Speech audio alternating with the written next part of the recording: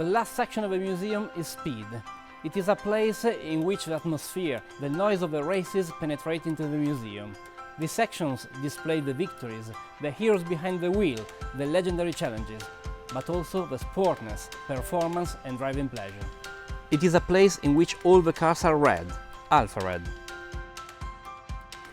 A Legend is Born tells the story of the great feats of this brand until the Second World War, an adventure that began with the victory of Ugo Sivocci's RL at the Targa Florio in 1923, and which saw the debut of the symbol of the four-leaf clover.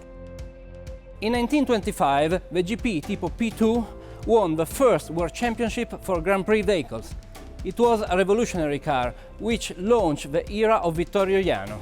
2 liters, 8-cylinder, and for the first time a volumetric compressor, a technology that would make Alfa Romeo great in the 30s.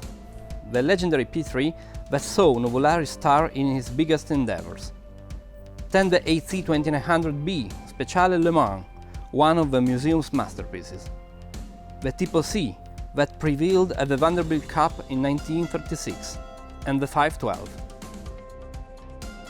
Up to the two impossible two-engines monopostal.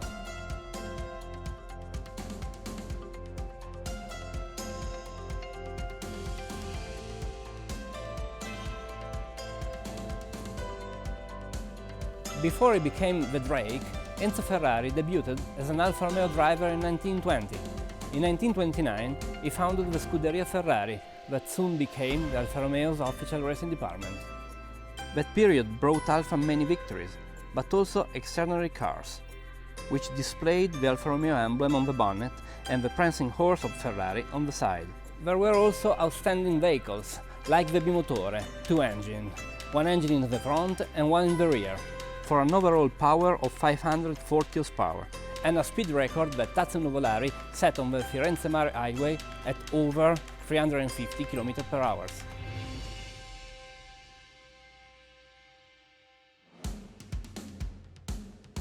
After the war, the world was reborn, and while Alfa Romeo was designing its futures, the Alfettas, which had been hiding to escape the bombings, come back to the tracks. Designed in 1938, the 158 has a 1.5-liter inline 8-cylinder engine with volumetric compressor. In the beginning, it had 185 horsepower, but when the first F1 World Championship started in 1950, it has already reached 350 horsepower. Then came 11 victories on 11 races, and Nino Farina, in 1950, became the first F1 World Champion. In 1951, the car was so deeply evolved that was renamed 159. The horsepower had soared to 450 for a maximum speed of 306 km/h.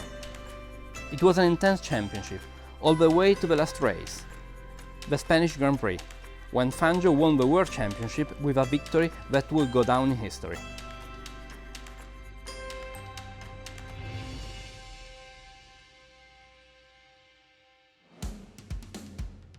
In the 60s, Alfa Romeo returned to the races with Carlo Chitti's Auto Delta, and the Tipo 33s returned to the Sport Championship.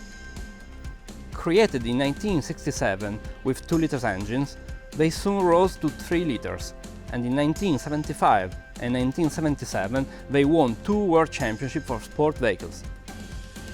But the true masterpiece of the project is the 33 Stradale, which, as its name indicates, was a car conceived for the road use.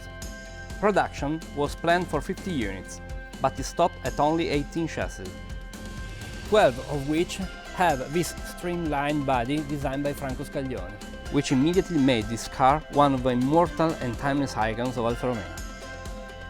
It is a time in which different categories, cars, championships succeed each other.